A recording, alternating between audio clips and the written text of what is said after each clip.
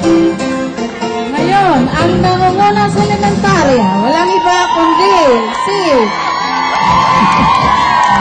Ginoong Hilario Canasa, Alabang Elementary School, Principal, Dr. Emilia N. Alvarez.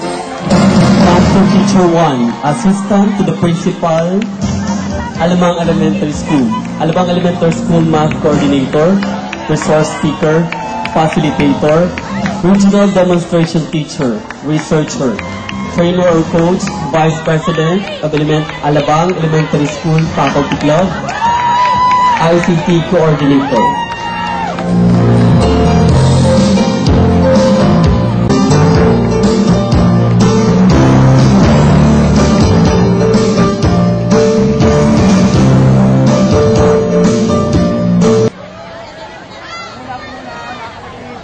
Kagalang-galang na ama ng lungsod, Mayor Alvin Santen. Nang ako'y makatapos at makapasa bilang ganap na guro, ay daig pa niya ang tumama ng milyon sa sobrang kagalakan. Hindi madaling maging guro.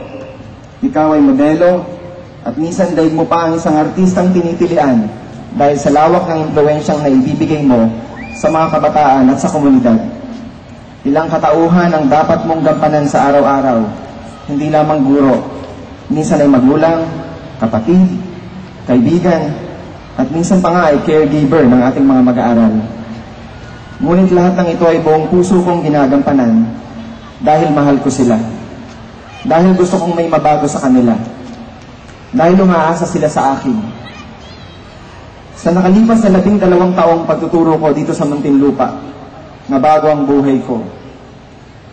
Ang kursong dati pinangarap ng aking ina ay pinapangarap ko na rin ngayon para sa aking mga anak.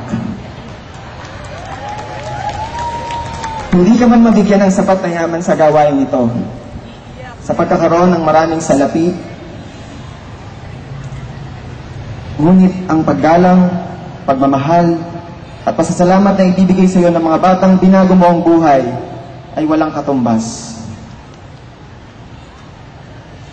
Sa pagkakataong ito, nais kong pasalamatan ang lahat ng naging bahagi ng aking tagumpay. Una ang Panginoon, na gumabay sa akin at nagbigay ng talino at talento sa pagtuturo. Sa aking inda at tatang, na hanggang ngayon ay walang katumbas na pagmamahal ang ibinibigay nila sa akin at sa aking pamilya. Sa aking mga kapatid, na nagtulong-tulong upang makatapos ako ng pag-aaral. Sa aking mga kasamaang guro sa Alabang Elementary School. Lalong-lalo na sa buong Grade 5 family na sobrang pagtitiwala at suporta ang ibinigay nila sa akin. Kay Dr. Belen Garcia, ang aking unang punong guro, na nagbigay ng tiwala at pagkakataon sa akin na makapaglingkod sa mga bata. Gayon din kina Dr. Rosita Espina at kay Binibining Carmelita Rongabilia na gumabay sa akin upang gawin ng buong kausayan ng aking trabaho.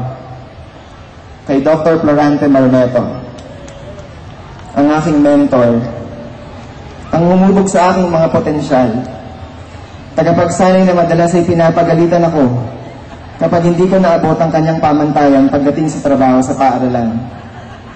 Na noong una ay kinakagalit ko, pero nang lumaki napagtanto ko na kaya pala niya ako sinanay dahil kaya ko. Na kaya kong pagtagumpayan ang lahat ng mga hamon sa aking tungkulin. Thank you very much, sir.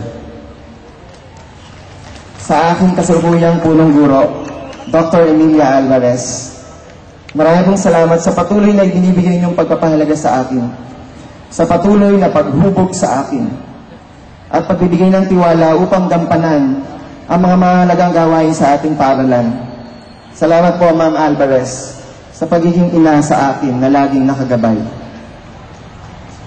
Sa aking mga kaibigan na sina Harold at Marcelo, na laging nandyan upang ako ay tulungan, paalalahanan, at pasayahin, at kung minsan ay guluhin ang aking buhay. Salamat sa inyong dalawa na madalas ay sinusubukan ng ating samahan, pero nananatili tayong matatag at mapagkumbaba. At ang pinakamahalaga sa lahat, ang aking ex-girlfriend na si Michelle. Ex, dahil hindi ko na siya girlfriend. Dahil 7 taon ko na siyang may bahay. Na palaging nandyan bilang aking number 1 fan. Laging nakasuporta at laging nagmamahal. Maraming salamat sa iyo sa pagkumpleto mo sa aking buhay. At sa aming mga anak na sina Sandy at Sean, na laging nagbibigay ng inspirasyon at kaligayahan sa akin. Bilang pangwakas, nais kong iwan ang mga katagang ito na maaaring magsilbing gabay sa ating lahat. Madali ang magtagumpay, lalo na kung ito ay paghihirapan at pagmamalasakitan. Ngunit kapag napagtagumpayan mo na, huwag kang huminto. Bagkus ay lalo mong pagbutihin, panatilihin, at gamitin ito para sa kabutihan mo at ang iyong kapwa. Muli, marami pong salamat at maligayang Pasko sa inyong lahat.